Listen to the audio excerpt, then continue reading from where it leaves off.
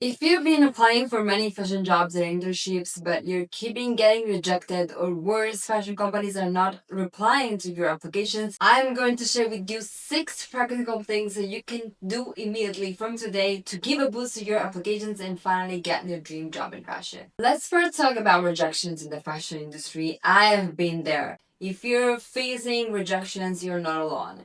You may apply for 10, 20, 50 jobs or internships and getting emails such as thank you for your application, however we decided to move on with another candidate, or worse, silence. We've all been there. But the good news is that rejections doesn't mean that you're not enough to work in fashion, or that you're not talented, or that perhaps it's because you don't have connections. It's just because you're probably using outdated job application strategies that are not allowing you to stand out in the competitive landscape of the fashion industry of today, which is good news because you can change your applications. When I first wanted to break into fashion, I thought that I wasn't enough for the fashion industry. I had just graduated in management engineering, which is totally unrelated to fashion, and I was looking at the job descriptions of many internships, and I thought that they were perfectly designed for fashion students, for people with some experience, or people with connections, and I didn't have connections, I didn't have experience, and I didn't have a fashion degree. So I thought that I needed a fashion degree in order to get into the fashion industry. So I moved to Milan and I started a master in luxury and fashion management. Guess what? Adding that master to my resume didn't just magically open the doors to the fashion industry. Just like me, all of the other classmates with me, we were facing the same problem of how do we break into fashion. We all thought that just having and adding this master to the resume would have opened the door. But when we started looking for jobs, it was messy. That was a very difficult moment. But then everything changed. I stopped relying only on sending my CV to multiple companies, hoping that one would finally call me back for a job interview, and I started doing things differently. I started showing initiative, I started doing some things that many candidates were not doing. I was going beyond just the basic application strategy, and the results really blew my mind because I started applying using this new strategy to 3 internships, and I got all of the 3 ones. I accepted then my dream one on Alexander McQueen in the commerce department, which is how I entered the fashion industry.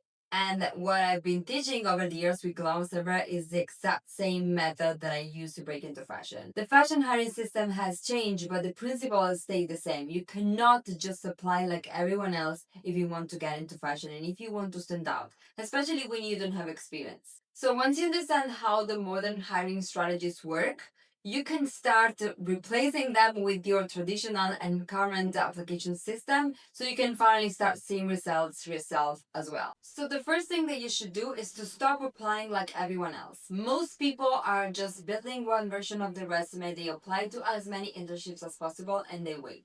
The problem is that fashion companies receive hundreds of applications for the same internship, and so they also use it ATS or AI scanning systems. There are even removing some candidates before the human eye is going to ever look at their application. Here is why most applications get rejected. It is because actually the human eye never sees them. So the application strategy that I do recommend is to, yes, still apply online, but add to your application the things that I'm about to share in the next steps. And also do not just rely on online applications. Call the email your favorite companies and brands to ask for an internship. This is a super effective strategy that is going to show your initiative, your mindset, and that you actually want to get that specific job, that you're not just applying randomly to so many jobs just to get one job. This doesn't mean that you're randomly sending a message asking for a job or an internship. You have to be very intentional with the messages that you're sending, with the emails that you're sending. You have to introduce yourself, you have to show genuine interest in the brand and that company. You have to perhaps even attach projects you worked on to make sure that they are not just looking at your resume, they're also seeing you as a valuable candidate. Step number 2, tailor your resume to the position and make it interactive. Stop just sending one resume, but also build an Instagram, TikTok, and LinkedIn resume. Let me explain. First, your standard resume. You should still have a standard resume. It is still important to have the traditional one that you can use when applying for jobs and internships. It's still required by companies. But it's very important that you tailor your resume to that specific job description. So incorporate it into your education, into your experience, the keywords of that specific internship or job. Something also important is that you claim each skill that you acquired, backing up it with either your education, so a course, a project, or your experience. If you just list some skills, they're not as effective if you cannot prove them through your education or your experience. So, for example, instead of just adding Excel to your resume, and when you're on your resume, you also have the Excel profession course in your education section, this backs up your Excel knowledge. Recruiters are not just reading a list of buzzwords, but they're seeing that you are acquired Excel knowledge thanks to the Excel profession course, for example. This is how you stand out from people who are just randomly adding a buzzword to the resume, maybe using AI, who is going to just compile a very nice, polished, formatted resume with the right wording, from people who instead have that really knowledge and can prove them with either courses or experiences. You can also turn each of the courses that you're having into multiple bullet points with the relevant keywords. So, for example, let's say that you're inside my fashion internship simulator. You can add things such as fashion marketing and PR projects for Saint Laurent and Miu Miu, competitor analysis, influencer seeding, press release writing, or if you take the styling project, you can write styling looks starting from a mood board, or managing samples management, or with the internship for a week project, you can say that you develop an entire mock issue of Vogue by selecting the team, the masthead, creating a cover and a campaign shoot, and also putting the layout of the magazine together. You can add many bullet points even to your courses. And what is also important is that you also can add to these bullet points some links to your projects and PDFs. Most people just submit their portfolio through an attachment, or when they add it to the resume, just add the link to their full website, which is their portfolio website. But I do recommend, if you worked on several projects through your courses, that you add them to your resume.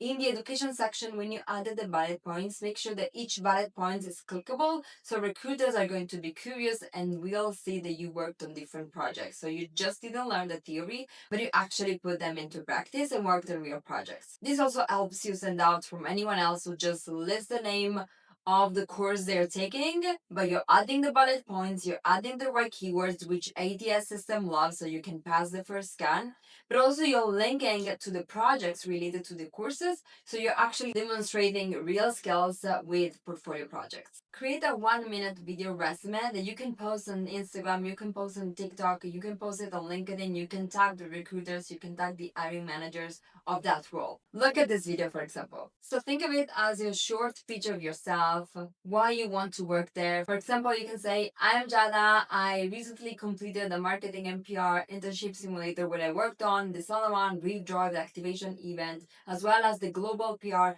campaign of Miu Miu per New Balance new collaboration. Here are all of the slides of my projects, and you showcase the different pages of your projects. I would like to contribute to the team. You can tell your reasons why you are the right resource for the job. Maybe an anecdote about why you love Saint Laurent, why you love Miu Miu, why you love the brand you're applying for now. This is going to immediately make you stand out from anyone else who's just has the traditional resume. Step number 3, film a video cover letter. With AI, you can now write a cover letter in a couple of seconds.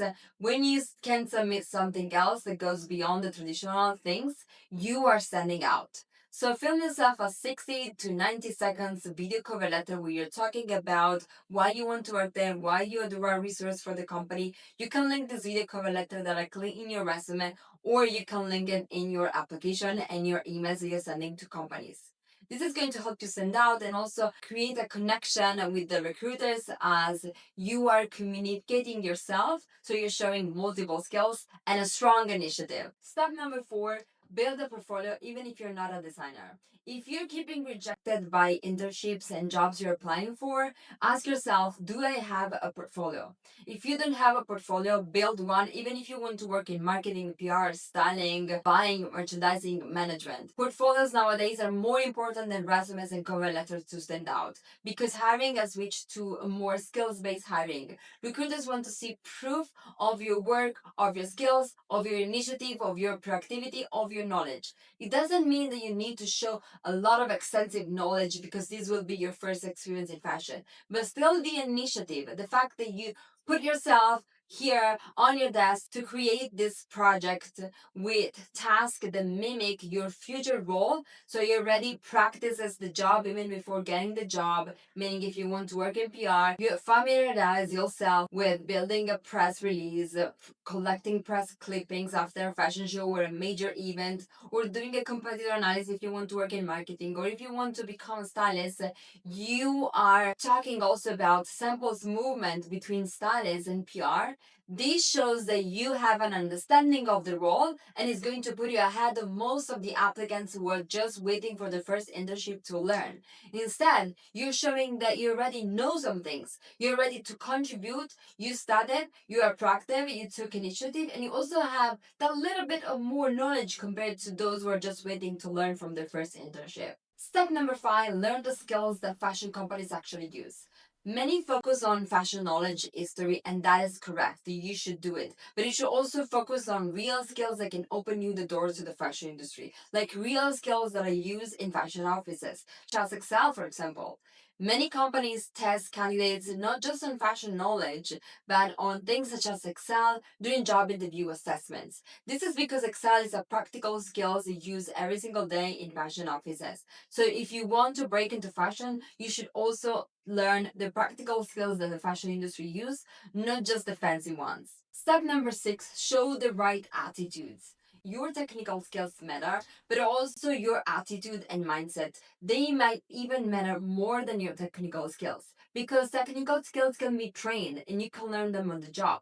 Why your mindset and attitudes are super important to become a successful candidate, even if you don't have experience. Attitudes such as problem solving, proactivity, curiosity, attention to details, willingness to learn are super important. During the job interview that I had with Alexander McQueen, I told them that before going to the job interview, since one of my responsibilities would have been to take care of the newsletter of Alexander McQueen, I subscribed to the newsletter, I clicked on all of the links of that email, and I found that one of the links was broken. The recruiters and the hiring manager were really impressed when I said them that. So you can do something like that. Show proactivity. Show your attention to details. Show your curiosity. Let's be honest, the job search in fashion can be emotionally exhausting. You might start questioning yourself. You might start wondering if this is possible for you. But remember that every successful person in fashion once started where you are now. And everyone, we all face rejection. Staying motivated during your job search, it is important because persistence is what makes the difference between those who get hired in fashion and those who give up. So instead of seeing rejections as a failure, see it as your chance to improve. Is my resume strong enough? What can I do to make it stronger? Do I have a portfolio? Am I apply strategically or just randomly? Every improvement brings you closer to your dream opportunity. Okay, so I really hope that this was helpful. I will leave you in the description of this video some very useful resources that are going to boost your career in fashion. Thank you so much and bye for now.